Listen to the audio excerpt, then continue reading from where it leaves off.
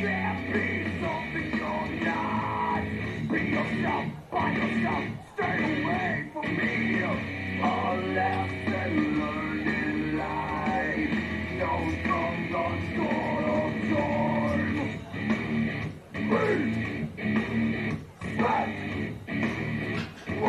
We're in a corner here, Joe. We're in a corner.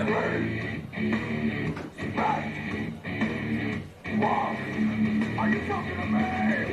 Are you talking to me? Players and cheer, please make your way to the skull. We are walking out today. That's something to do with that. You brought a weird friend that sympathize. Can you hear the violins play your song? No safe friends challenging your everyone. Instead, no staggering bar. What it takes, who I am, where I will belong. You can't be something you're not. Be yourself, by yourself, stay away from me. John! Come!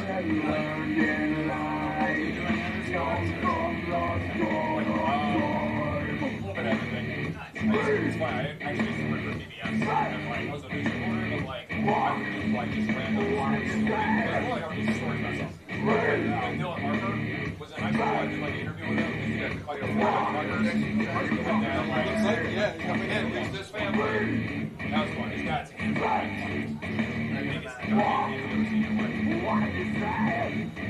That's awesome. Are you on every Saturday? This is my first Saturday. There's one Saturday I told her I can't do it, but I want to do like I'd like to be doing this. It's like you can do it only on Saturdays or like multiple days. Testing, 1, 2. Concessions is open. Concessions is open.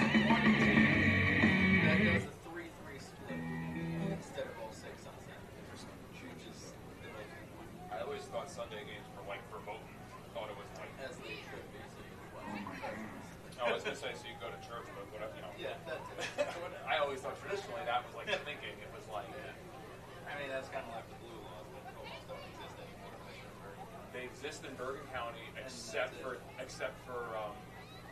like MetLife and the mall there. American Dream gets a pass. Well, they're getting sued over it. Yeah. I think the guys in Paramus are furious that like American Dream was staying open and like flaunting it. They have signs everywhere like now open 7 days a week. Yeah, what's the deal with that? What's going on? So what is the I said American Dream? Please direct your attention to the skull. So it used to be a religious thing. Like retail can't be open. But restaurants are like movie theaters. I'm sorry, just not retail. Really? Please welcome your 2025 JV Marauders. They made it so every county could assign themselves. Everybody which is interesting because in Bergen County, so technically the default is the blue laws. Oh wow. And you, as a county, you have to vote to. And every time Bergen County has voted to get rid of the blue laws, they overwhelmingly. Biggest boss when I've been in Trillis. I'm a bigger problem when I click with Skrillex. Murder on my mind, it's time to pray to God. Take two. It's the revolution. Please welcome your 2025 JV Marauders. Headshot, oh my God, oh my crazy. Drugs every corner, this is Cotton City. Killer Crocs, King, kidnap you. There we go. Got a little delay today.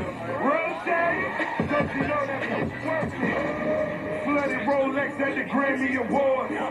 They still selling dope, that's those Miami boys. Killers everywhere, there ain't no place to run. Forgive me for my wrongs, I have just begun. Ain't no... So like when online shopping came out, how did that like that's another weird loophole. Yeah. It's like what you could shop from home and then it shipped to your house in Bergen County. So like Amazon still can sell to anybody in Bergen County. I guess because Amazon is not based in Bergen County. But just the idea, because, like, for example, if I order something from New York, I only have to pay New Jersey steak tax. A lot of the rules for how you're taxed and sold are based on your address. So then that's where the weird, like, argument could be made. Please rise and remove your hats for the national anthem.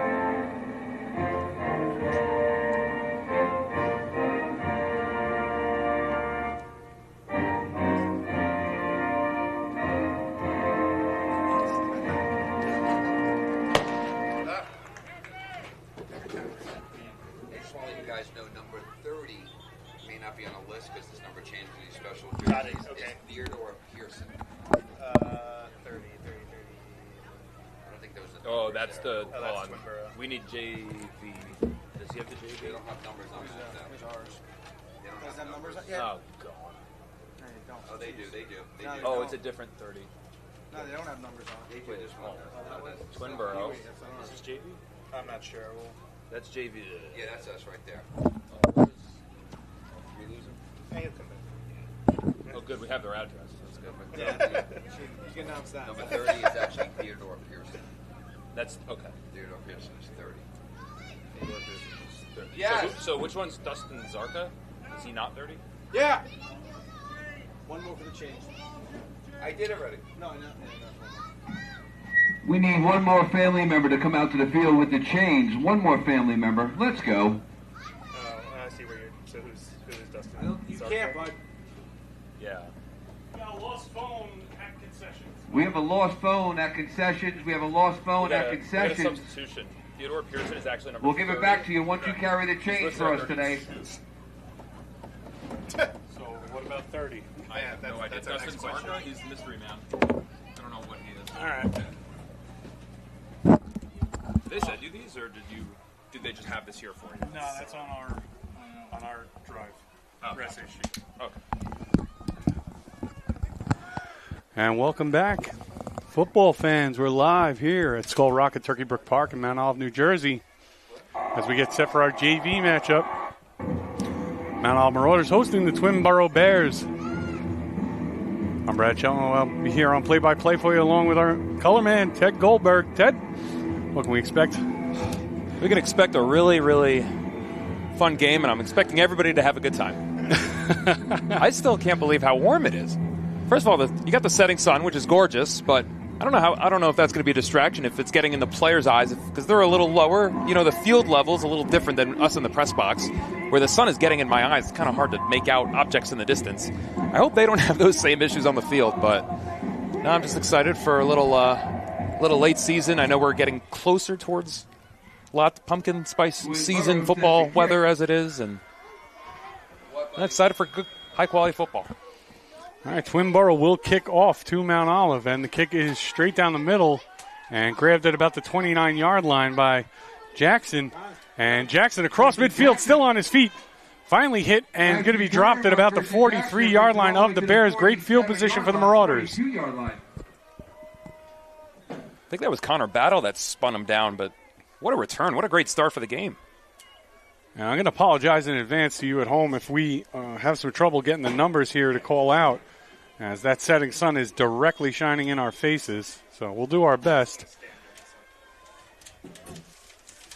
Ted here next to me doing the best job he can with his hand to hold it up.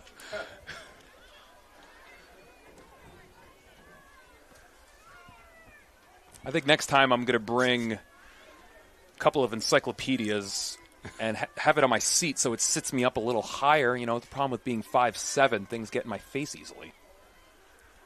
Well, Marauders 1st and 10 from the 43-yard line. Motion comes left to right across the line. Jackson hands it off, and it's going to be met and dropped in the backfield. Number 22, Vivas on the carry. It'll be about a 4-yard. Yeah, Cooper Drag just ran through, was not fooled by any faking, any misdirection, a lot of motion going on. He couldn't be fooled. And he got in that backfield so quickly. Vivas, no matter what he did, wasn't going to shake that one.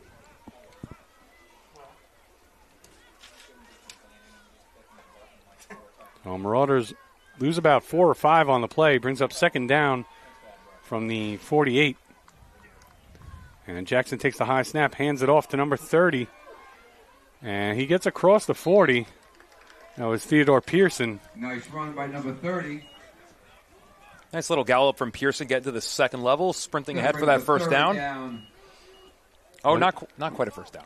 Yeah, he did pick up 10, but it was first and about 14. So it'll be 3rd and 5 here for the Marauders at the 38.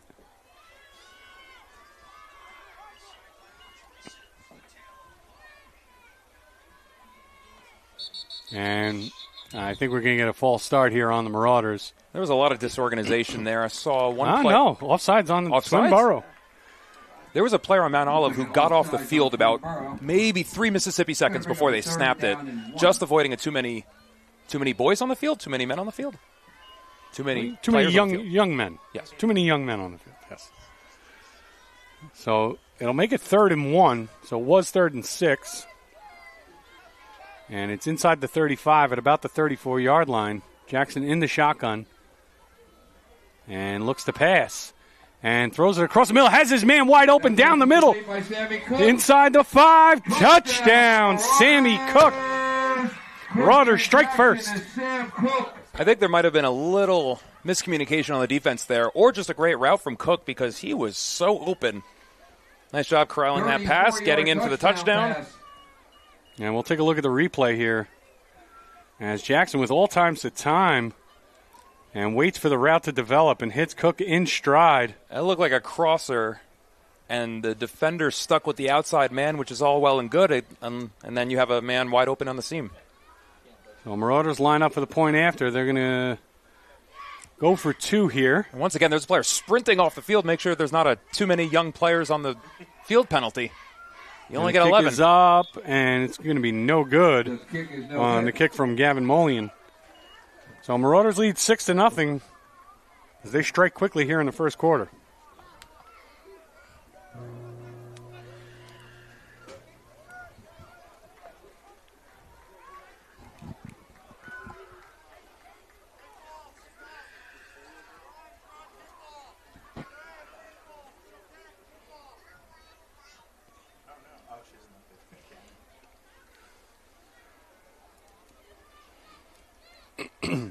Excuse me.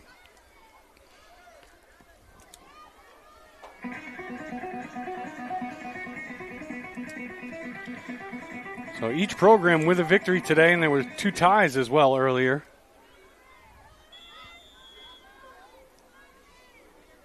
And looks like Gavin Moscatello to kick. Kicks it towards the near sideline and fielded by number 19, Teddy Shellhorn. On their own 41-yard line, be 1st and 10. And Twin Boro Bears will get their first crack at offense here, starting at about their own 40. I think there was an Eagles game about 20 years ago that ended in a tie, or at least went to overtime, and Donovan McNabb admitted in the postgame interview he did not know that the NFL had ties. Professionals, they're just like us.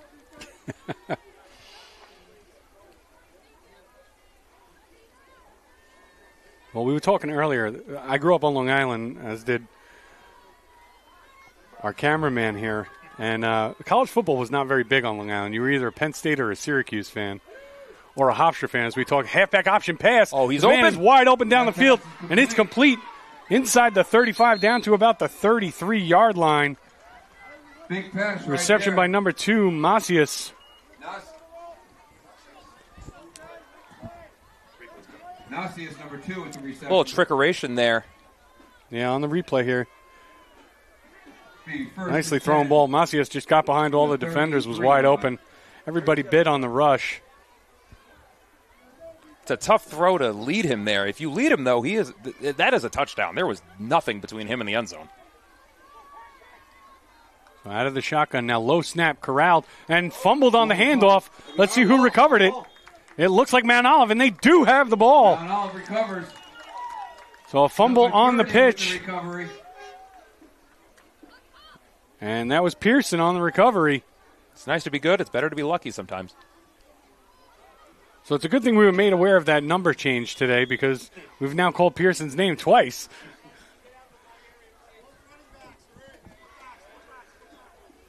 So McTee pitched it, but in and out of the hands of his running back, hits the turf. Pearson and the Marauders recover and take over. And they'll have 1st and 10 from their own 37. A much shorter lineup in this game for Twin Boro, so we'll have a little easier time finding the numbers on our roster sheet.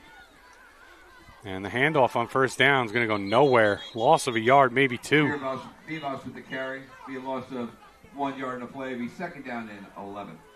What a burst from Michael Langone. He was up there in a hurry, wasn't he? He went straight up the gut. Didn't quite get the tackle, but excellent penetration to just confuse things back there.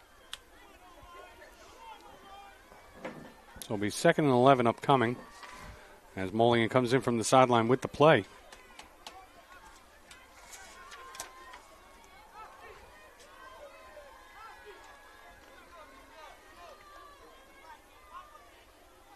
One back to Mulligan's left. One receiver top of the screen. Mulligan rolling right, looking to pass. Throws it deep down the field. There's a flag on the play. And it's going to fall incomplete. A little too far out in front. I think that's going to be a hold. Mascatello. I think that's going to be a hold on an offensive lineman. And it is, in fact. It's going to be holding. It will remain 2nd down. There was a good pass rush there from Twin Boro, and then, usually when the pass play is going that long and you see the flag thrown from that angle at that time, it's not always offensive holding, but fairly frequently. It's going to remain 2nd down, marker. Thank you.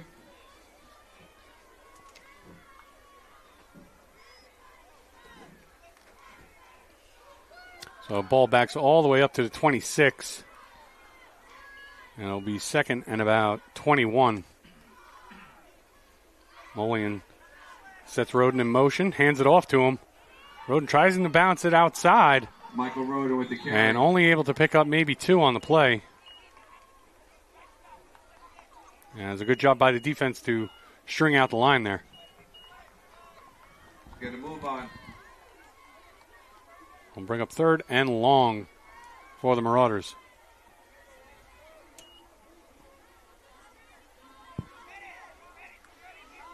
Been seeing a lot more forward pass in this game, especially compared to some of the earlier matchups today. Where throwing the ball was just sort of seen as a change of pace.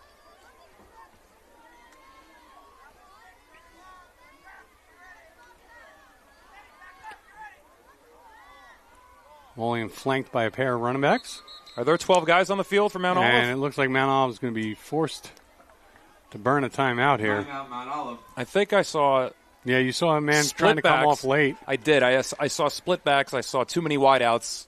And I was not a math major, but I believe I saw 12 guys out on the field. Rather burn that timeout than cost yourself 5 more yards on a 3rd and long. That's arguable, which would be worse for your team at this point. I mean, you talked earlier about, I don't know about misusing timeouts, but using timeouts in an interesting way, right after a kickoff, right after a quarter. I mean, that's arguable whether or not you would rather have 3rd and 19 and you burn a timeout to preserve that, or you keep the timeout, you just take the penalty, and you have 3rd and 24, which is there a big difference between 3rd and 19 and 3rd and 24? I guess the difference is 5 yards.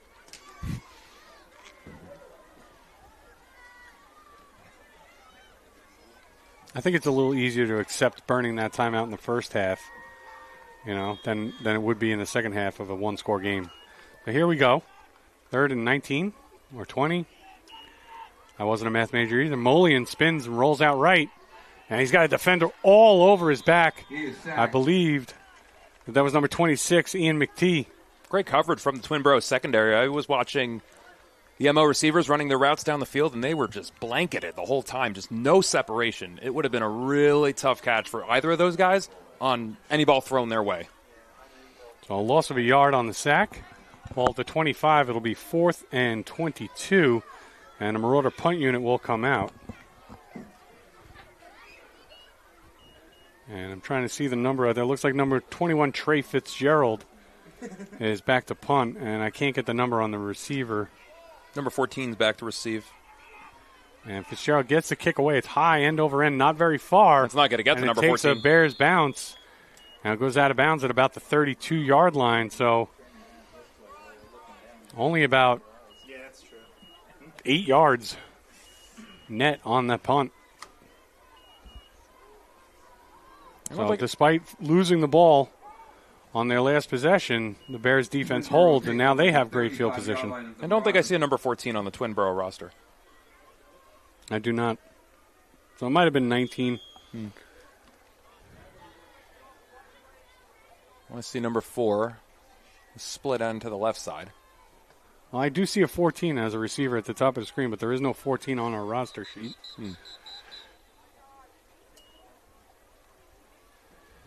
And I think we have an issue with the chains, as it may have come disconnected.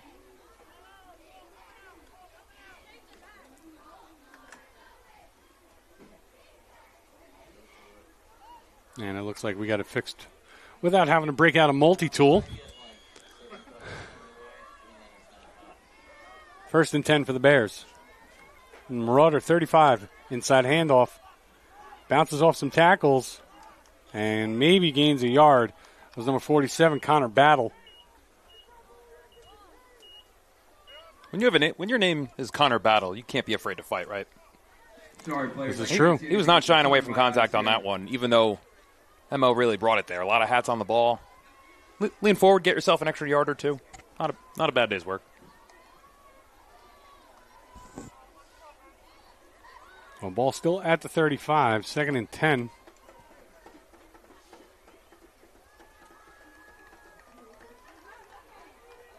And takes the snap and keeps it up the gut. And it's going to be a gain of 5 on the play for the quarterback, Ian McTeague.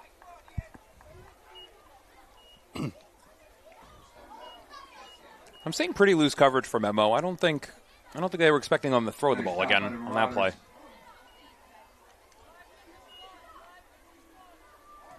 Going to bring up a 3rd down and 5. 6-0 Marauder lead. 2.5 to play here in the first quarter. 3rd and 5 from the Marauder 30 for the Bears.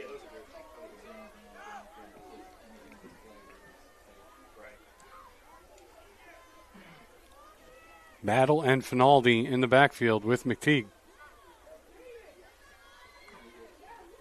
And hands it off to Battle, and he goes off right side.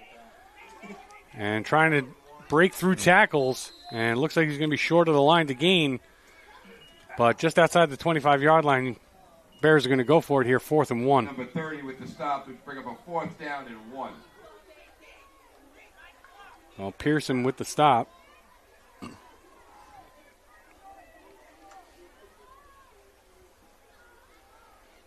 And an important 4th down here for both teams early in this matchup.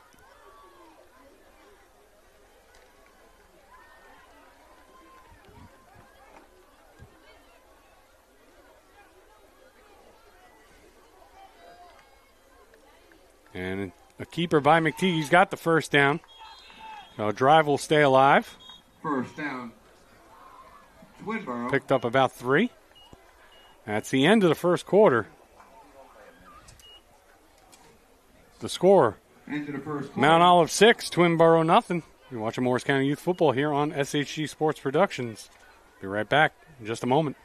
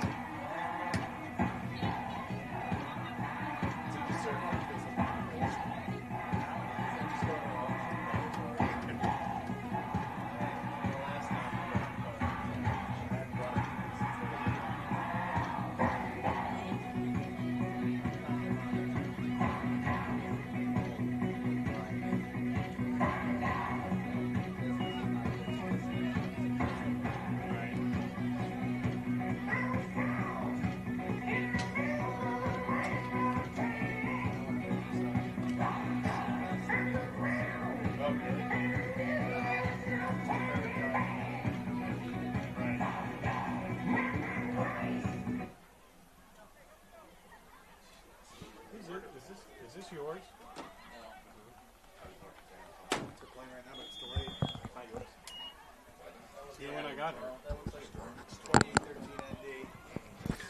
Second quarter about to be underway. 1st and 10 for the Bears. Just outside the 20-yard line of the Marauders. McTeague on the keeper, but he rolls right and throws. Complete for a very short gain. Complete. Nice tackle by Christian Jackson. Christian Jackson in coverage makes the stop. On the play. Be a 2nd down and 7. You know, Teddy, I think if McTeague had just tucked and ran, he would have had more yardage. And I'm surprised that I was a little surprised he threw that as well. I mean, he had some green in front of him. Kind of a tricky play for the receiver to turn around, realize, you know, maybe you're going from route runner to blocker that quickly, but you also risk an incompletion. You risk an interception, you throw the ball there, but it is tempting to want to just tuck it and run every time you see green, but I guess selfless play. Low snap, Battle gets the handoff. Trying to get to the edge, not going to do it. Great pursuit by the Marauder defense. Great pursuit by the Marauder defense.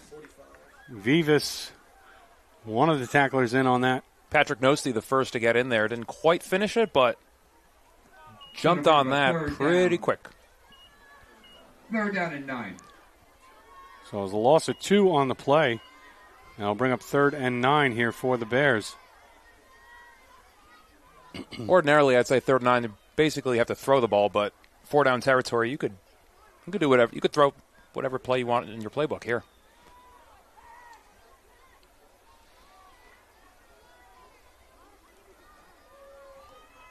McTeague hands it off to Battle. Through the gap on the left side, but not much doing. Another good tackle by the Marauder defense. Number 45. Don't have 45 on my sheet. I think Mount Olive expecting run here on 4th down. They got a couple big guys running in there to sub out. Getting a little beefier with I'm going to bring a 4th down and 7. Current crop of Marauders on the field. So 4th and 7 upcoming for the Bears from the Marauder 20-yard line. And Marauders holding on to a 6-0 lead here.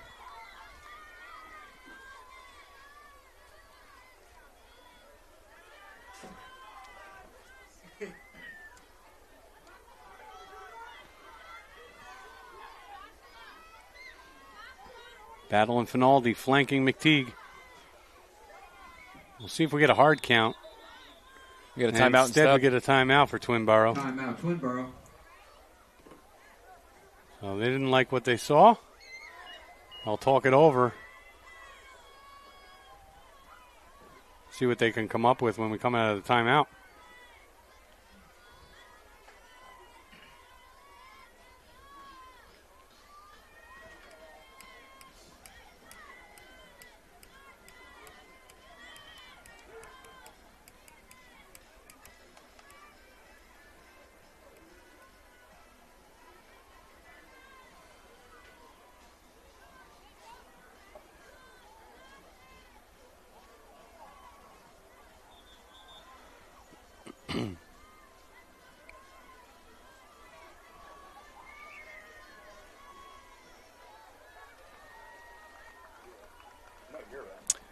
So Twinboro up to the line now, ready to go out of the timeout here. 4th and 7. And McTeague rolls right. He's looking to throw, and he throws it, and it falls incomplete. Christian Jackson in coverage. Pass was intended for number 2, Macias. Marauders take over. Sticky coverage from Jackson to force the turnover on downs. And with about 7:15 to play here in the half, Marauders will take over on offense, 1st and 10 from their own 20.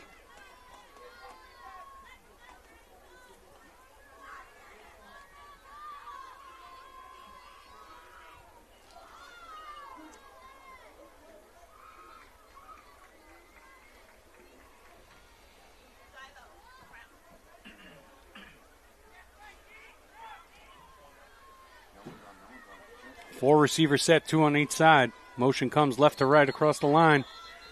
And we get a flag. Was his motion going towards the line of scrimmage? Couldn't tell if that's what they called him on. Yeah, I'm not 100% sure. It is against the Marauders, but I was unable to see the referee's signal. Regardless, some type of illegal procedure. And back them up 5, 1st and 15 from the 15. That's your risk with motion. I mean, it's good to get confusion in the defense, try to figure out if they're in man or zone, but you do risk illegal procedure if the guy's running when he's not supposed to. And now Roden comes right to left. And Jackson rolls left. Looking to throw, tucks it. Still looking to throw, avoids the sack, now reverses field. Jackson has room to run. And now reverses field again.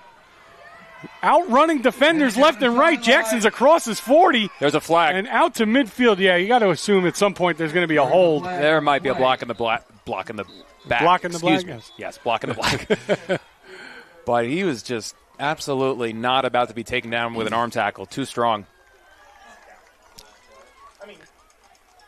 Oh, yes, indeed. Block in the back.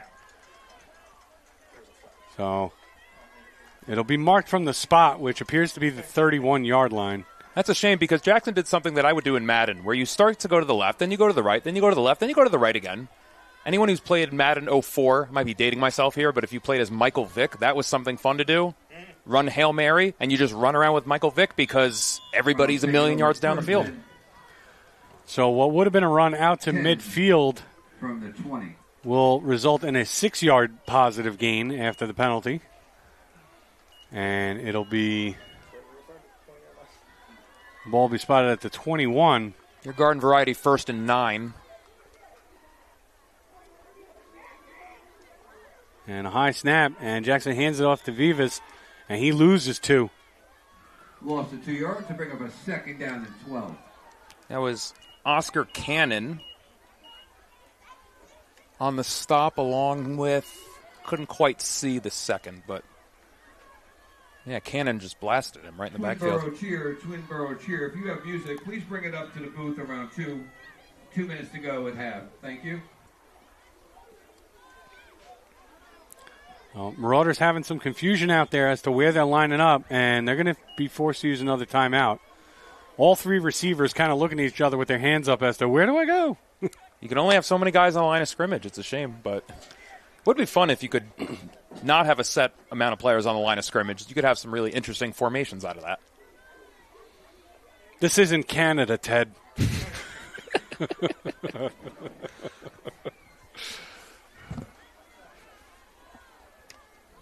Welcome to Canadian football.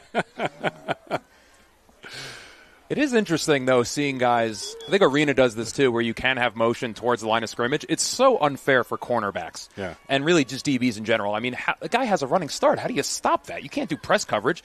He's just going to slip right by you. I guess you don't. That's how. Yeah. That's the neat part. Well, I think the counter to that in arena football is to blast the guy into the boards. That's just disrespectful, though. I mean, the man has a family.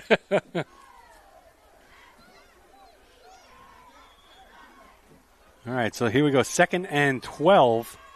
Jackson takes the snap, looks to pass, has a man in his face, and he's going to get sacked. Ooh. Avoided the initial rush. There's Oscar Cannon blasting off again in the backfield. Number 5, Oscar Cannon. He's got a residency in the backfield at this point. He's spending so much time back there.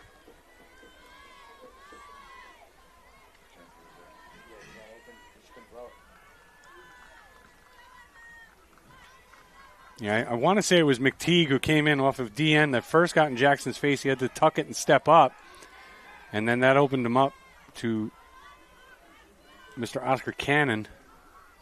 And Vivas fumbles the handoff and falls on it. McTeague will get credit for the tackle for a loss. Sorry, that was Pearson on the carry. And it'll bring up 4th and long. Marauders will have to bring the punt unit out as they're backed up deep in their own end. When you look at MO's wideouts and you look at the DBs for Twin Boro, I'm not surprised why they're trying to throw the ball. There's a big height advantage there.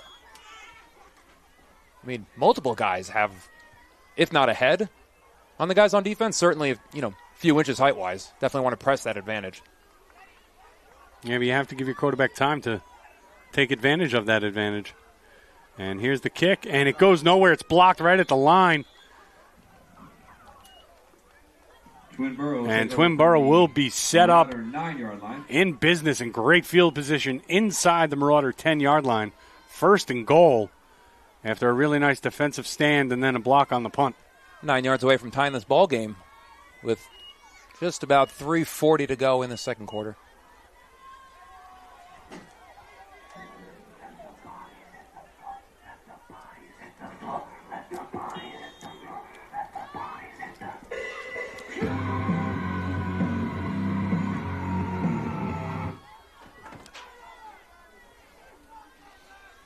Well, Bears bring their offense back out. McTeague with Battle to his right. And Finaldi to his left. Low snap. Hands it off to Battle. Off left tackle. Battle looking for the corner in the end zone. And he's in. Touchdown, Bears. Touchdown. Connor Battle.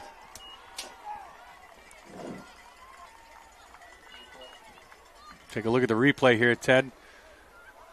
Just a nice big hole off the left side for him. Yeah, it's great blocking. Great vision on his part to follow his blockers, follow that hole. Sometimes sometimes football's an easy game. Sometimes you see what your blockers have in front of you, be a little patient, and just hit the hole when you see it. Why can't everybody do that? Well, for my New York Giants is because our offensive line does not create holes. Next year, I'm sure their line will be better. I'm sure. It's only been terrible for my entire adult life. Just give Joe Shane 4 more years. He's got this. So McTeague in to try for 2.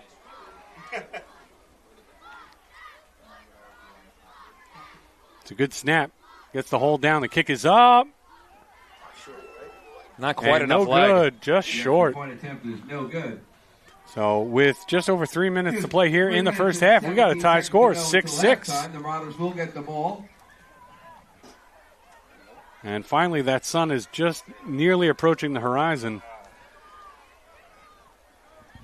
Which is going to help us out here eminently.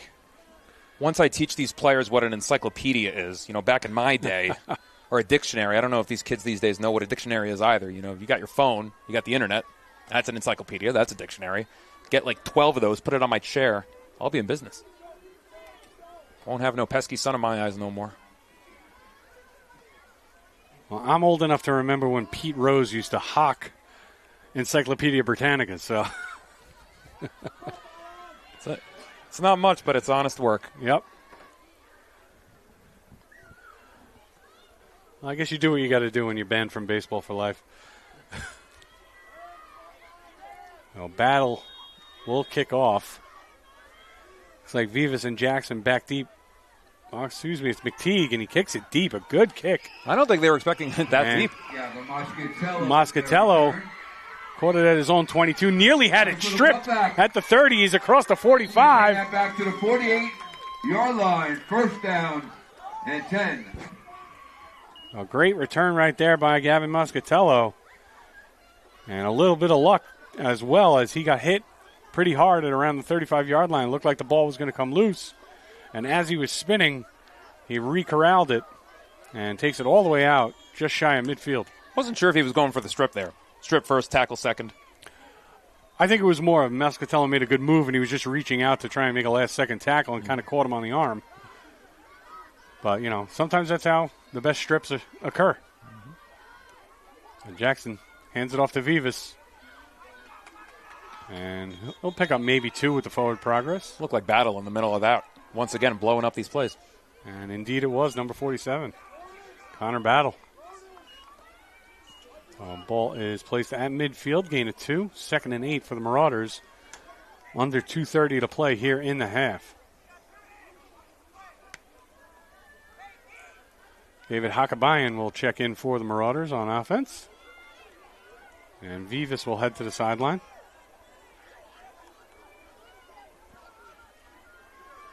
Moscatello split wide, bottom of your screen. Jackson now in the slot. Wonder if they motion him. The motion comes from the top. And they'll he might throw it Jackson. Again. Oh, I think they... And Jackson clear of midfield over the 40. 35-30. He's got a blocker. 15-10. And he's shoved out of bounds. Teddy Shellhorn, touchdown saving tackle, shoves Jackson out of bounds. Completion, Moliona Jackson. I think there was an option to throw the ball because Moscatello was wide open down the field had he chosen to throw it. Although we did say earlier you have the choice to pass or run. if you have green, you can run. Replay coming up here. And, yeah, I don't know if that was enough of a backwards pass. I mean, that was right along the line of the throw. But a great run by Jackson after the catch on just a simple swing pass. Moscatello is all by his lonesome downfield. He must have been lonely. Poor guy. Well, he made a good block at the end of that run as well to help Jackson pick up an extra 10 or 12.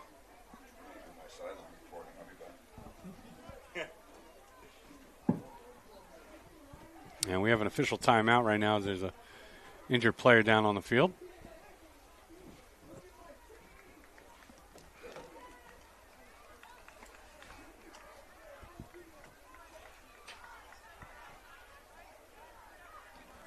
I feel like the minute we saw Jackson lined up, I think he was lined up as a flanker on that play. I think we knew immediately either he's going to be the motion man and he's going to get the ball and then throw it, or there might be some option in this play where he's going to be able to have the choice to either throw the ball, beat you in the air, or beat you on the ground. And, looks like we're going to have another play ready to go. Well, Gavin Molian at quarterback in the shotgun. Moscatello to his left, three receivers. And Molian's going to keep it himself, trying to get around, not going to be able to do so. Oscar Cannon, shot out of a cannon again. And it's a loss out to the 17-yard line. Jackson was on the sideline for that last play, and it looks like he might remain there, although he is by the coaches, so they could very easily. No, he's going to sit out for at least one more play. So Marauders will come up to the line. 2nd and goal from the 17 now, as that was a big loss. And Molian in the shotgun, Moscatello to his left. 4 receivers, 2 on each side. High snap, Molian back to pass. And there's going to be a hold at the line. Oh, that might be picked. And it falls incomplete. Oh, that's a risky throw. You saw the holding right there on the left edge of that line.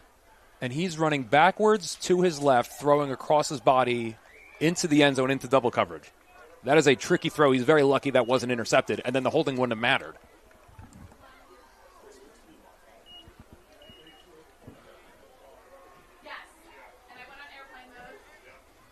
Still going to be a 2nd down.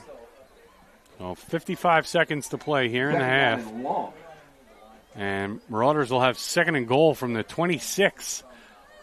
I've said something in goal today from outside of the 20 at least 4 times. You mean you normally don't see 2nd and goal from the 26? So Molian with Vivas and Moscatello in the backfield. Excuse me, Moscatello split wide right. And that was Pearson in motion. And Pearson will catch the ball, and he cuts it back to the middle and down inside the 20 to about the 17. 10-yard completion. Bring up a 3rd down. We have 40 seconds to go. Timeout on the field for Mount Olive. Jackson remains on the sideline. That's 3 or 4 plays in a row now that he has set out. Wonder if they take a look at the replay here, Ted. Simple screen pass off the left side. Pearson did a nice job of cutting it back and picks up 10, but once again, it'll be 3rd and goal from outside the 15-yard line. Chicken fingers today is hot on the menu. Taco in a bag.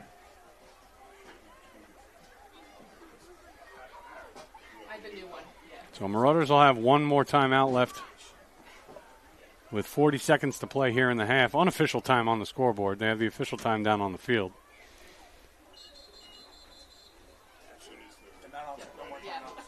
Mount Olive has no timeouts left, I'm being told. 17-yard line.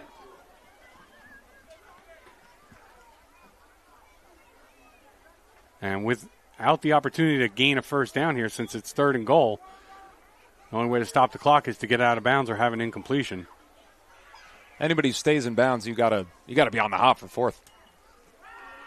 Molian rolling right, looking to pass, throws it towards the end zone, has a man in the corner in coverage. Oh! And nearly caught by number 58, Kaczynski. This is Dean Finaldi doing a good job smacking it down, staying with him in coverage. The ball was there, playing the ball, not the man, getting handsy right at the right time. Yeah, and you talked about the height advantage. I mean, there's probably a good 8 inches in difference between Kaczynski and Finaldi in coverage there. Finaldi's fierce, though. He's been, I think he outplays his height, if that makes any sense. Absolutely. All right, 4th and goal. Oh, they're rolling right. There's 12 men on the field. That's coming back. Passes up. It is clear. It's complete to Jackson for the touchdown, but Ted, if I'm not mistaken, I'd love to see the replay here because I believe that Jackson just came off the sideline at the last second. He wasn't set. You could call him for illegal substitution. You could call 12 men on the field. Let's take a look. Choose your own adventure. The replay came in late, but you see Jackson on the bottom of the screen. He was all by himself. And I said to myself, he's coming off the sideline here last second. That can't be right. And we are seeing the guys for Twinboro just clapping up a storm. The cheerleaders are enjoying it, so clearly this call is... There's another penalty on the play. Well, regardless of whether it was 12 men, it was at some point it was an illegal substitution. Yeah. I didn't major in counting, but I thought I saw 11 and then he jumped in, but... So he did just call illegal substitution. Yeah. So the great play by Molian and Jackson, all for naught. I mean, they did a good job of hiding him. He hadn't played in, 3 or 4 snaps prior to that. Although Jackson is back in the game now. Yeah, in the left slot. Pearson, the lone setback to Molian's right. 4 receivers, 2 on each side. Molian looking to throw. Jackson. Rolling left, and it's going to be another holding call now. So it doesn't really matter what occurs here. It goes incomplete. But holding, and it's declined. And that'll be the end of the half with the score tied at 6. Exciting finish to the first half. I'm Brad Shelton alongside Ted Goldberg. You're watching Morris County Youth Football here on SHG Sports Production. Coming up, Mount Olive cheer. Also, Twinboro cheer. Perfect time to hit the concessions. Perfect time to hit the concessions today. That's hilarious. I don't think he was definitely not on the play when they snapped. No, he just ran off the sideline. Like you were saying, motion towards the line, arena football. That's what he was doing. Oh, 100%. Yeah. That's funny. Dude, I like the relentless betrayal. I love that website. On the fort. Because nobody wants to hang out with us. That's fine. I don't take it personally. Right? Randy, clear the room. Did I say something?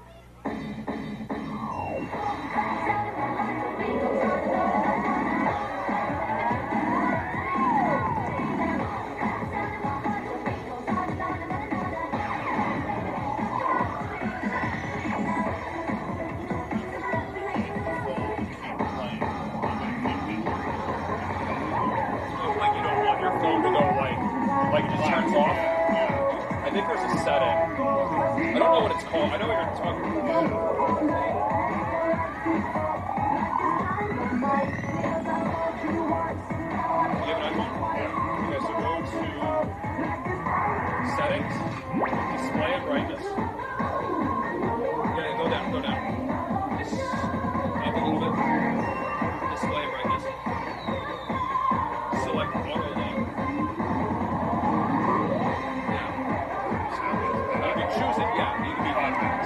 it? Or you can do never also. That's fine. Never. Yep. Perfect. That's it. Thank you. I fucking love Google, man. I don't know anything. I just know how to Google stuff. That is huge. My wife actually my wife does the cheer. That's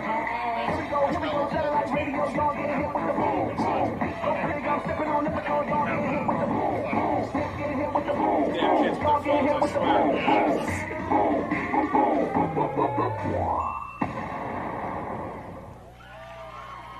Well, I was announced before we moved here. I was announcing in Lyndhurst, and somebody brought a phone up, and they didn't put it on airplane mode. Text from mom that starts playing through the. This is my worst. Like, I hate this job. It's the most nerve-wracking because half the time the music never works. Did it read the Thanks, text? guys. Read the text. What did it say? Text from mom. What time does the game start? Oh, that could have been so much worse. It could have been worse. Oh my god.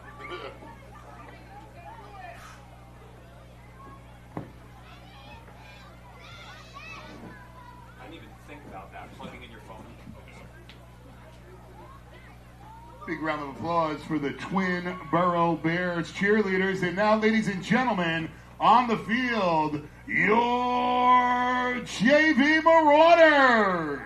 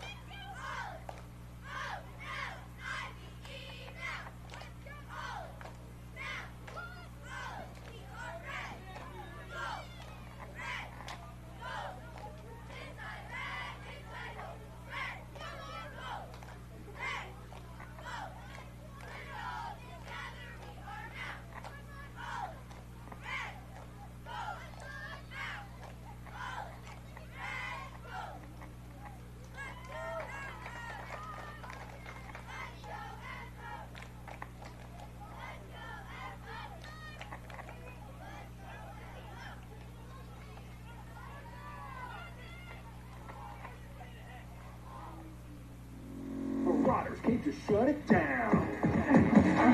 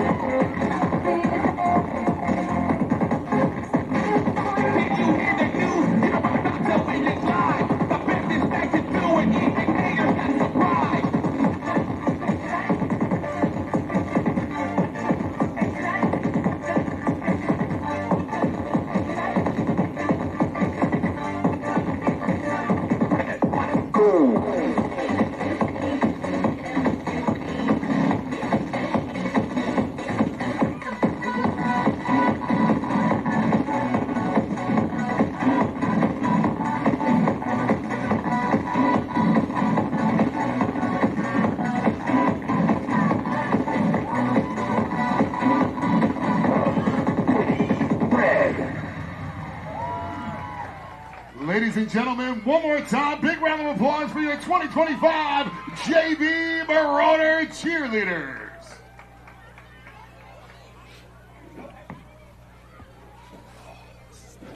See, like, this is great. I didn't need the sun for the last 40 minutes. Let's give it up for both cheer programs tonight as we get ready for the second half.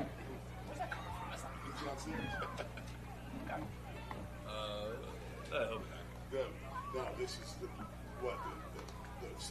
sun setting. Yeah. Yeah, no, you can't beat this bar. This is sick. It's, I grew up at Bridgewater, so like, this is my first time here. oh, really? Dude, Yeah. when we were looking, we moved from Lyndhurst. Mount Oliver will be set to kick. And we came up here and we started Googling the town and checking out the school system. And I drove through this park and I'm like, this is beautiful. And I started talking to somebody and they're like, oh, we're getting a brand new turf field. I think we How far is Bud Lake from here? It's the only Bud thing I Lake, don't know. so there's no Mount Olive. It's actually just Flanders and Bud Lake combined. So Bud Lake is like 3 blocks down. Oh, shit. Yeah. They were closed this summer, weren't they? They were like rebuilding The lake. Gavin Moscatello set the kick. But yeah, and when I need a bar and restaurant. Nice game here, 6-6. Entering the third quarter.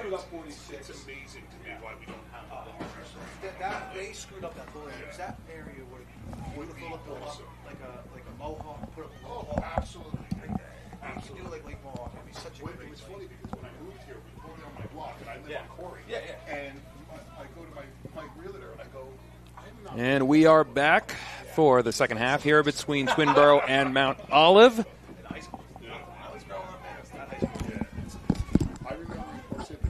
We're set for the second half kickoff here at Turkey Brook Park. Our JV game tied at 6.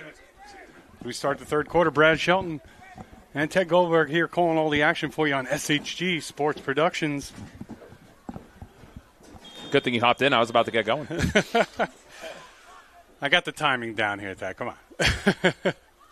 And fielded and dropped at the 37-yard line. Nice kick. It was number 19, Teddy Twin Shellhorn. Boro set at the 38-yard line. And the Bears will start on offense there.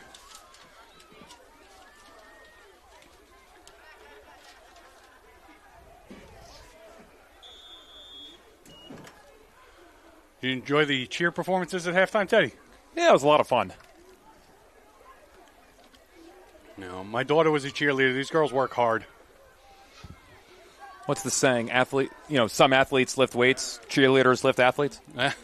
Very true. And Marauders bring pressure. Is low snap, but a good job to get the handoff to Battle. And he's able to pick up a few on first down out to the 41-yard line, gain of 4. A good recovery, a little squibber on that snap. Yeah. Way to snap that up, get some positive yards out of what could have been a negative play.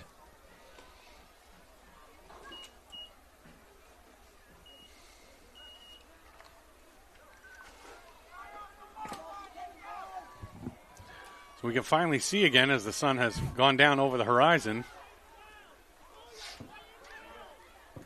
And McTeague on the keeper with Battle, his lead blocker, but a good tackle. Maybe a yard. Patrick Nosty in there first. Going to bring up a 3rd down and 7. No gain on the play. Correction. Pick up a 1 yard on that play. So ball at the 42. They need the 48. It'll be 3rd and 6 here. James Hafstad swiftly subbing in on defense. On the hop, getting in there. Yeah, the Norwegian nightmare. I worked with his dad for a very long time. If you've never heard someone speak Norwegian, it's very interesting. And a swing pass into the flat intended for Battle falls incomplete. And it was just enough of a forward pass. I was about to say, that's dangerous. Very dangerous. If that thing is backwards, that's a scoop and score just waiting to happen for the defense. So it'll be 4th and 6 upcoming. And we'll see what the Bears elect to do here. Not a lot of punting today. But this looks like punt formation. I'm not sure. I think McTeague is, Battle is back deep to kick. Mo is lined up like they're expecting a punt. Snap, and the punt's low and just gets it through the line. I think someone got a piece of that. I believe so as well. A couple of Marauders back there got enough of a piece to interfere with it, but that ball still had a decent amount of travel to it. Yeah, caught a good roll and was downed at about the 37-yard line. Not the calamity it could have been.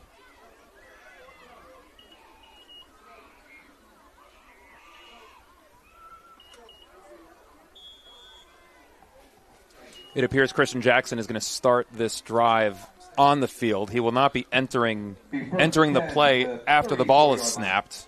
It's a little creative, but no, he's right where he's supposed to be, which is what you want. So Jackson in at quarterback now. I don't think there's a D-back lined up on the right side. Swings it out for Vivas, incomplete as the throw was behind him. I did not see a defender lined up against the flanker on the right side of the formation.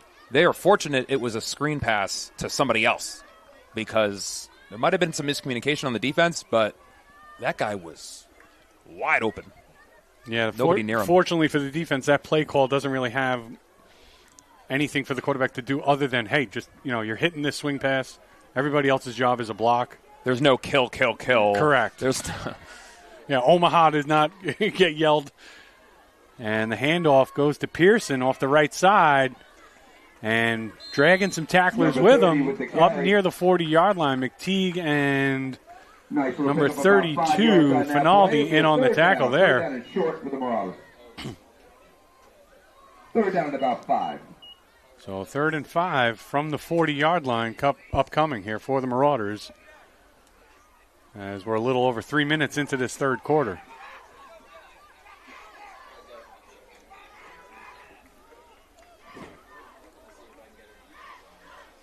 So Jackson flanked by running backs on each side.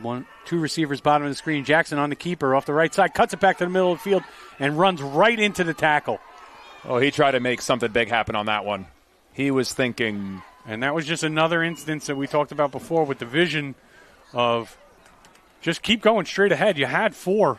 You only needed 5, but you had a definite 4. I think he was concerned that gap was going to close quickly, and that's why he wanted to bounce it outside. We've also seen him reverse field successfully a few times today, and I think he thought that was going to happen, but there were multiple guys ready for it. But again, when he did successfully reverse field 4 times on that one play earlier, what happens on a play like that, especially at these younger levels? Exactly. You get the holding calls. Well, there was almost a ball boy on the field. That was close. And we'll get a penalty. False start. I was going to say that was a procedure. That's happened a couple times. We've said it before. It's a risky run with motion. I mean, you love to see the motion. You love to try to expose if the defense is in man or zone. You like to try to mix up, the look that they're getting. But, that's a couple times a game. We've seen that today. Yeah, so it looks like the Marauders went from potentially going for it to now almost certainly having to punt here. And Jackson will take it, and he's going to throw it. Rolling right. Chucks it down the field. Oh, Moscatello has to go off of his hand as it was just slightly behind him. That would have been a very impressive catch. That was tough. Going up with one hand on that, it was doable. That's a very tough play to make, though. But also the right idea from Jackson, if that's intercepted, it's an arm punt at this point. I'm not convinced. I wasn't sure if there was an option built into that play where he could have punted it. If he didn't see something he liked from the defense, maybe just blast it. Yeah. Problem is now you're giving up primo field position. In a tie game.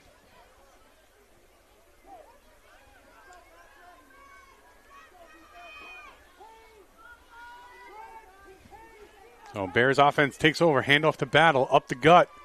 Tries to bounce it outside, then cuts it back. Picks up a few on first down. Gavin Moscatello with the stop. Pick up about 5 yards. To be 2nd down and 5. So a ball will be placed at the 31-yard line. And 2nd and 5 upcoming for the Bears offense. Under 5 to go here in the third quarter of a tied game.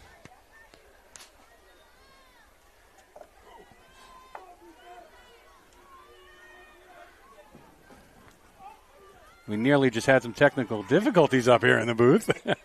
Almost a coffee on the gear. And a run up the gut by McTeague is stuffed by number 50, Patrick Nasty. Patrick Nasty with the stop. Nasty was nasty there, Ted. Going to bring him a 3rd down. That he was. Great physicality. So no gain on the play. Bring up 3rd and 5.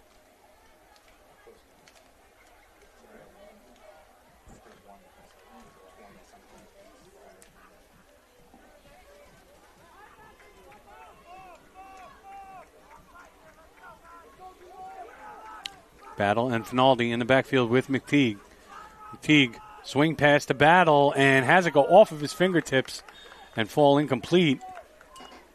And they're going to say that was a backwards pass. They never blew the whistle. That ball went through his hands. The whistle wasn't blown. That's a live ball. 4th down and 13. I'm kind of surprised. I mean, from my angle, that was a forward pass, but obviously they have a better line of sight on the field. There are people who believe the River City Relay was a forward pass, so inquiring minds can disagree on things. That one I couldn't quite tell from this angle. The River City Relay, is that the Music City Miracle? I'm sorry, the Music City Miracle. I'm sorry. I'm getting my miraculous. I used to live in Buffalo. I don't know how I got that one wrong. Buffalo's a good town. I spent many a time in Buffalo. They have thoughts about the Music City Miracle. They do. They also have thoughts about Brett Hull's skate in the crease. Oh, yeah, that's a big one. Flag on the play. It's going to be offsides on the Marauders. Against the Marauders. Make it 4th and a little more manageable. 4th and 8 rather than 13.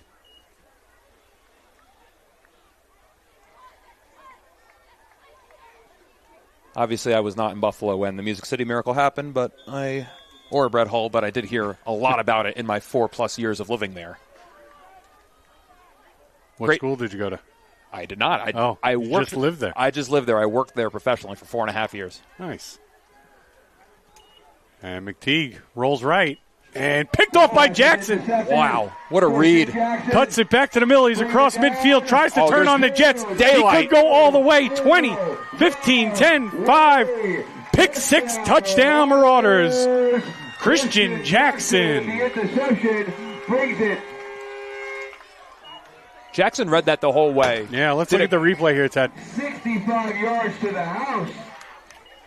He just jumps that route, sprints down the field, is physical enough to get through those arm tackles, and then once he's got space, he's got the speed and the quickness just to pull away, and he could have skipped his way into the end zone. Good to see the full effort all the way through. You like to see that. Well, Marauders take a 12-6 lead.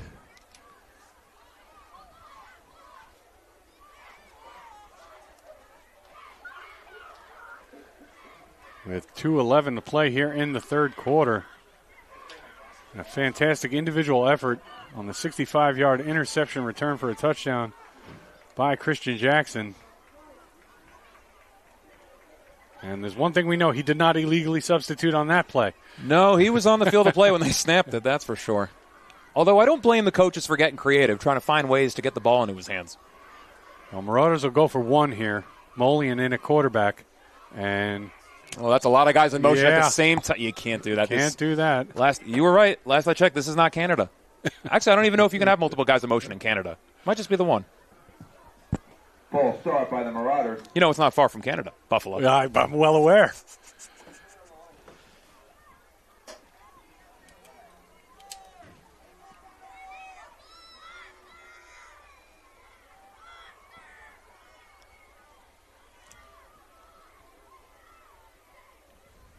Is Jackson getting a breather? I don't believe I see him on the field.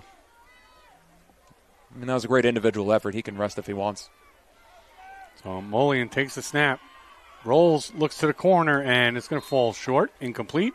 Extra point is no good. No good. So Marauders lead 12-6 here with 2:11 to play in the third quarter. You're watching Morris County Youth Football League here on SHG Sports Productions.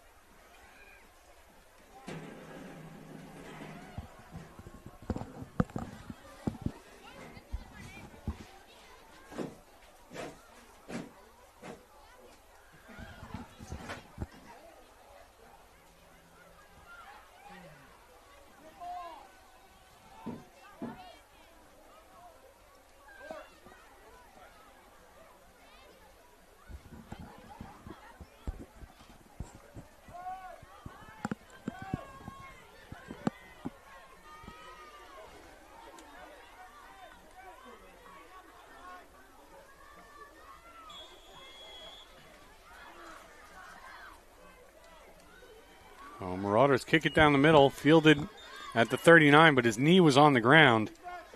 So Shellhorn unable to scoop it and return it. And the Bears will start 1st and 10, just shy of their own 40-yard line. Twin Boro will take over 1st and 10 from the 40.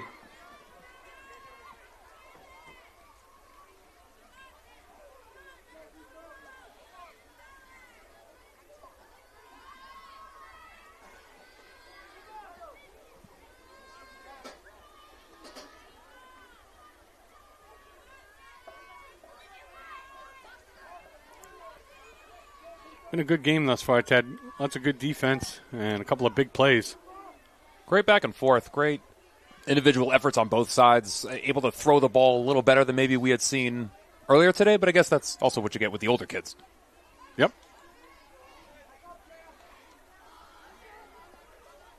A lot of creativity on offense as well. Swing past the battle, and he's met right there in the backfield. I believe that's Jackson with the tackle. It'll be a loss of about 6 on the play.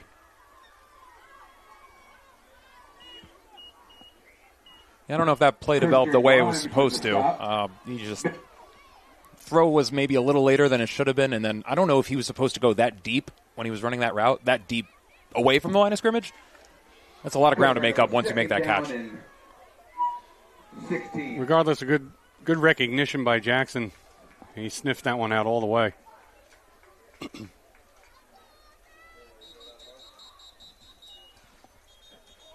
End of the third quarter with the score, Mount Olive 12, Twin Boro 6. Teams will grab some water, and we'll be back for the start of the fourth quarter in a minute. That's the end of the third quarter.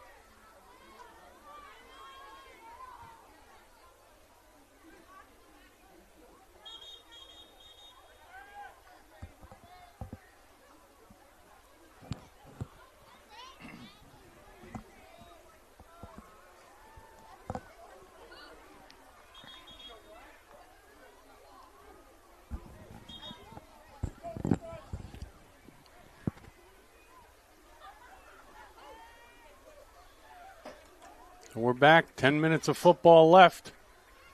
We'll flip ends of the field here. Bears offense will be going left to right on your screen. Second down and 17 here. Second and 17. As we wind the clock. And McTeague in the shotgun. And he's going to roll left and look to throw. Chucks it down the left side. He's got space. There's a man. Oh, just overthrown. Looked like it was intended for number 2. Back pressure there by number 8. Michael Thomas Macias? Yep. Macias? Well, whatever his name. Ran a really nice route, got some separation. If it wasn't an overthrown ball, he's looking at daylight. Well drawn up play as well. And a strong throwing arm there from McTeague, just a little too strong that time. I'll bring up third and long.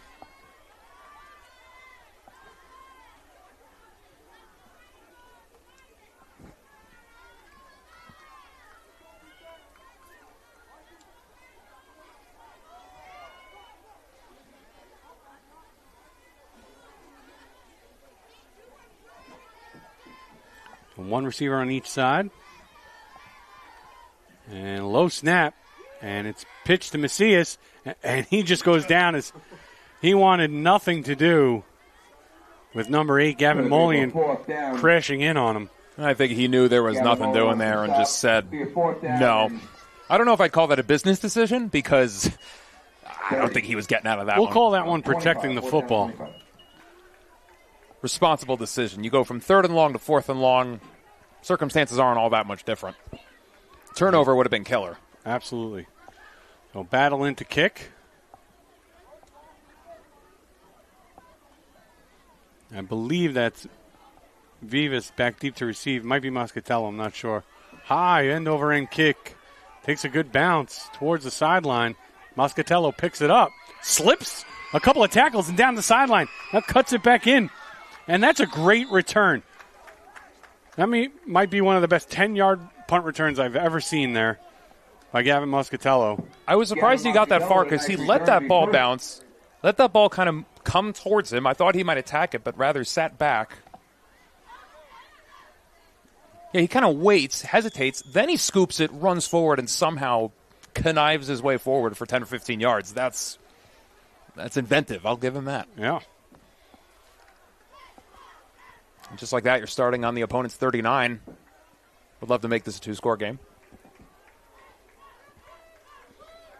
So Marauders with 4 receivers, 2 on each side. Jackson in, takes the snap, keeps it himself, goes straight up the gut, inside the 35. Battle trying to steal the ball from him. Christian Jackson with the quarterback keeper. Jackson picks up the first down. Nice hard run there. Result of the play is a first down. Oh, Jackson's down, though. I think he's clutching his wrist. I mean, great individual effort from him because Battle was trying to strip that thing out with all his might. So Jackson will head to the sideline, take a couple of plays off. Molian will come back out to play quarterback. I think that's either his wrist or his hand. I saw him whipping it back and forth. I don't know, try to increase blood flow over there, but... So a result of the play is a first down nonetheless. That's a huge blow for the Marauders if he's unable to suit up for the rest of the way.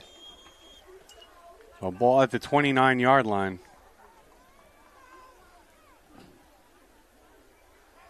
Molian in. Calling signals. Takes a high snap. Hands it off to Pearson. And Pearson's going to be met by a pack of Bears in the backfield. There's nothing about that play looked right. That was great penetration from the defense. Second that ball was there were multiple hats on there. Yeah, Cooper Dragg, number 46, was in there first for Twin Boro. And he was joined by 5 or 6 of his teammates.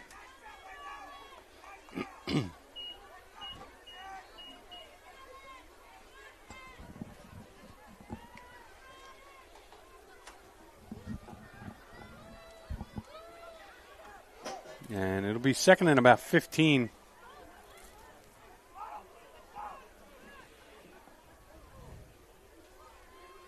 Two receivers near side, one at the top of your screen. And a high snap's over Molian's head. And he'll pick it up. And he'll just fall down after running backwards an extra 4 yards after he scooped it up. And back into Marauder side of the field at the 48. Good job on his part not to cough that thing up. That's fumble there would have been killer.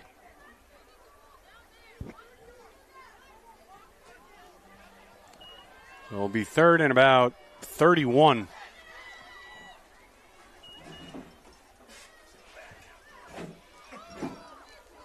And the Bears defense, after giving up good field position to the Marauders and a first down on the first play, makes a couple of stops, and then they catch a break with the bad snap. And pass is complete. And down at about the 43-yard line. Pass is complete. Christian Jackson was being tended to by a trainer earlier. His helmet is back on, which is encouraging. He's shaking out his hands. Hard to tell. I'm not a doctor, so hard to tell what the diagnosis is from up here. He is standing by the coaches, though. He looks like he's ready to, tap back in if the trainers give the okay. So fourth and long here.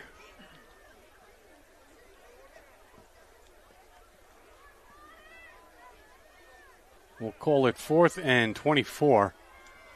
As was about a 6 or a 7 yard gain there on that last third down play. And they're going to go for it.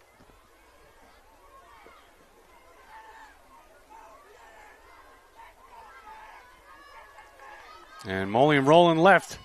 Had a man in his face. Now he runs. And going to be brought down by Battle. Good defensive play by Connor Battle to stay with Molian.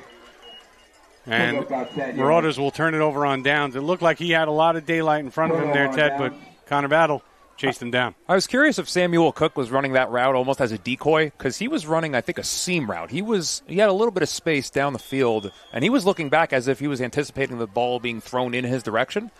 But obviously the way that play just kind of ended up, he was just down there, taking up space and maybe try to sucker in the attention of some of the D-backs. And open up some space for his quarterback to try to run for the first. Got the 4-minute warning here.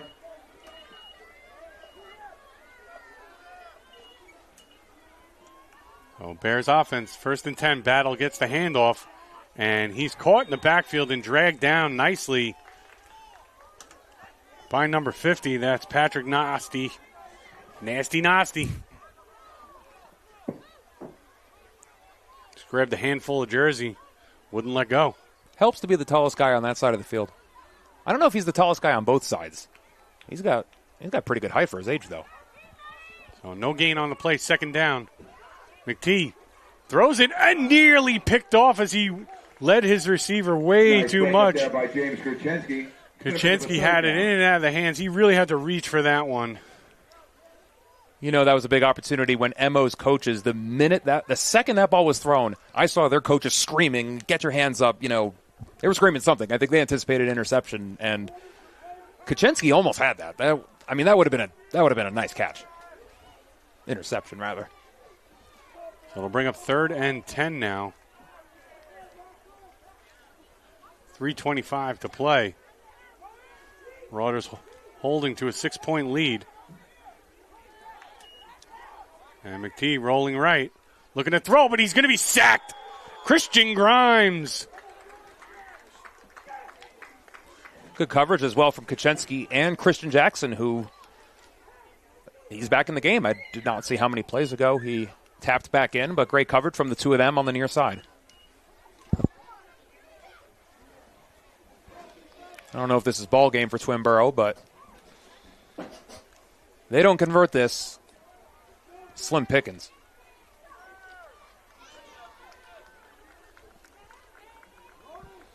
So it'll be 4th and about 17 after the sack by Grimes. First chance we've had to call his name today, and it came in a huge spot. Play on defense. Nice stop here. 4th down. So 4th and 17. Here we go. And rolling left is McTee. Tosses it for Battle, and he makes a nice catch over the shoulder, but only able to get it out to about the 36-yard line, well short of the line to gain. And it'll be a turnover on downs. That was a good effort from him. I was expecting a lateral or something. I saw multiple hats coming in there. I think he probably knew that he was about 5 yards short. Obviously, when you lateral, you risk the scoop and score, but we're getting towards desperate times and desperate measures and all that. Yeah, I couldn't believe he made the catch because it was almost directly over his head. And he kind of had to turn his head 180 degrees to see the ball coming and grabbed it with the right hand. Something a DB would do, attack the ball at its highest level. So 1st and 10 for the Marauders from the 37-yard line. Molian in at quarterback. And he'll hand it off to Pearson. Room to run up the middle down to the 30-yard line. They don't even need to score here. They could just keep running the ball until the clock, goes down to 0. Pick up about 8 yards in the play. Be a second. Twin Boro has all their timeouts remaining. You imagine they're going to start using those pretty soon. Yeah. Well, you would think at this point, right, let them get another first down before you start using your timeouts. Since it's 2nd and short. And Jackson in now on the keeper off the left side. Jackson has room to run, cuts it back. And Jackson going to be down just outside the 10-yard line. First down, Marauders. With 1:25 to play. Jackson with the carry. Nice big gain there. Timeout on the field. Down. So if you're the defense. It's a timeout for Twin Boro, sorry. Let's say they hand it off up the middle. You have to get the stop. Do it again. Another stop. Another timeout. Yeah, as we're looking at the replay here, nice run by Jackson. I'm not sure how much time is left when they get if they get 4 stops here and call your timeouts. You're not getting the ball with a lot of time left. No, but you just need one play because you're only down 6 points. So even if you get the ball back, let's say at your own 8-yard line, hey, take a chance. Maybe somebody busts one off. Have your own Music City miracle.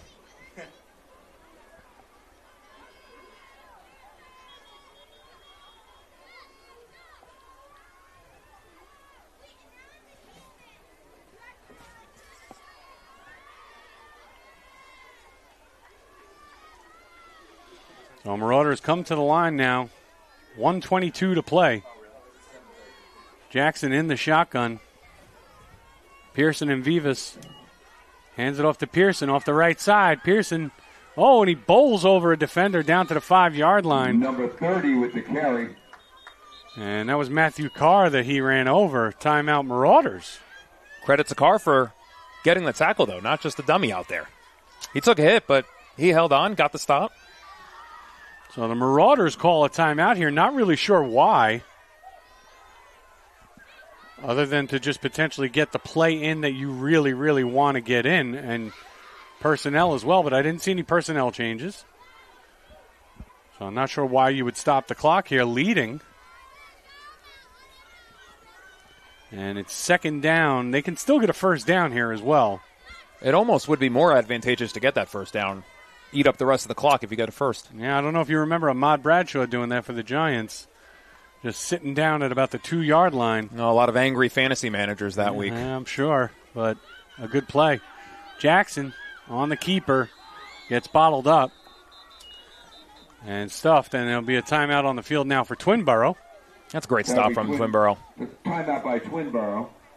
Bring up a second down. And Bears doing a nice job getting after it, getting past the line of scrimmage, and complicating Jackson because we all know Jackson loves to bounce it outside. He's fast enough to pull it off. So you get to him early. You slow him down. That's enough.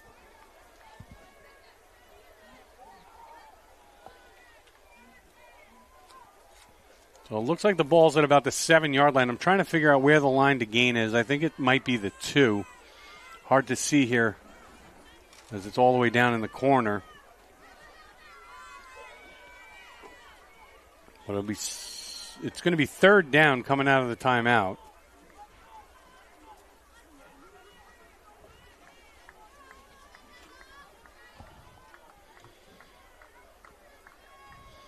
I believe Twinborough only has one timeout left.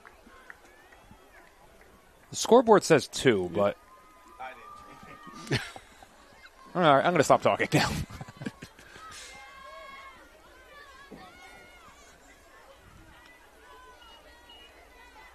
So if you're Mount Olive, just get it in the end zone here, put a game away. And instead we'll take a knee. That's an interesting victory formation. Mount Olive will take a knee. Figured you weren't getting a toss play for the risk of a fumble. Bring up a fourth down. I guess they're just content to whittle away as much of the clock as they can. It's 45 seconds on the scoreboard. I'm not quite sure what time is left on the field, though. And I'm also not sure if our numbers are correct on the timeouts, because you would have assumed no matter what, Twinborough would have used theirs right there. I don't think Mount Olive took that timeout when we thought they did. I think they Yeah, it's possible. You're possibly correct there. Although the thing was the official turned and pointed towards the Mount Olive side, so that's why I called it what I did. And it looks like we're going to get a delay of game. But they're going to talk it out.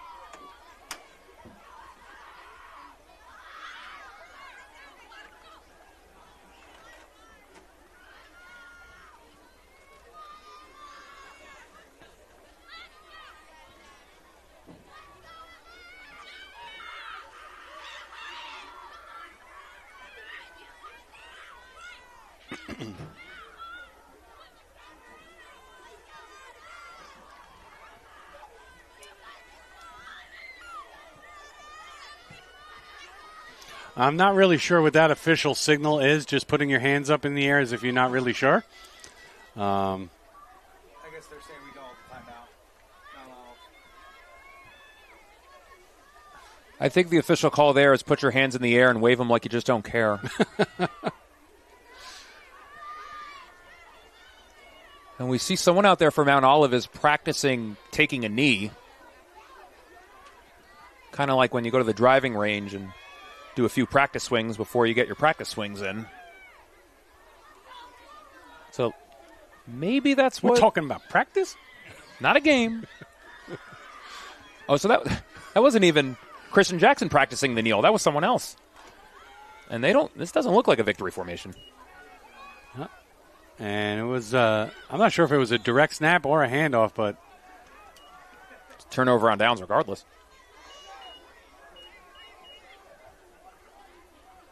Very, very confusing finish to that drive right there. I'm not really sure what either team was thinking or the officials, to be honest with you. Scoreboard says 19 and a half seconds left for the Bears on this very likely to be final drive of the game. I'm very curious, though, what time the Zebras have, because they may have 12 seconds, 40 seconds.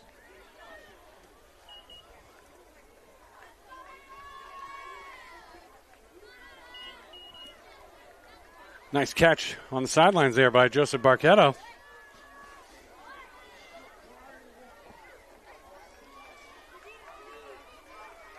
Hopefully he'll be out of the cast and back in the lineup soon for the Marauders.